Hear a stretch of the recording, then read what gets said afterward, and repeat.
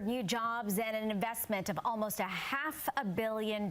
It's an announcement that Governor Beshear says gives him goosebumps. GE Appliances announcing plans to bring its washing machine manufacturing operations from China here to Louisville. And with it comes extra size economic impact for the city and the state. Wave News reporter David Mattingly is at GE Appliance Park getting reaction.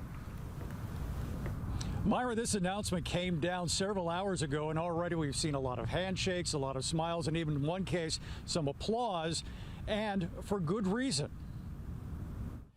The arrival of 800 new jobs is an economic milestone for what has become the global headquarters of GE Appliances. President Kevin Nolan says it was a decision driven by confidence and stability. So we have confidence in our country, our city, and our ability to innovate.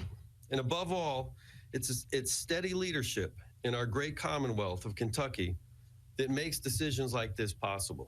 And it will wash and dry it in a single machine. And until now, this has been made in China. That's right. Senior Product Management Director Chris Neighbors shows us an example of the U.S.-designed washers that will soon be built much closer to home to potential buyers. But strategically, we've had a desire to bring back manufacturing to the U.S. so we can be manufacturing as close to our consumers as possible. And the move is not cheap. GE is spending $490 million redesigning one of its buildings to assemble 15 models of front-load washers in Louisville. It's something that's philosophical within the company that we call zero distance. We truly believe the closer we can get to our consumer, who we call the owner, the better off we are and the better we can serve their needs. Already a major employer in Louisville for 70 years, the investment speaks strongly to continued local growth.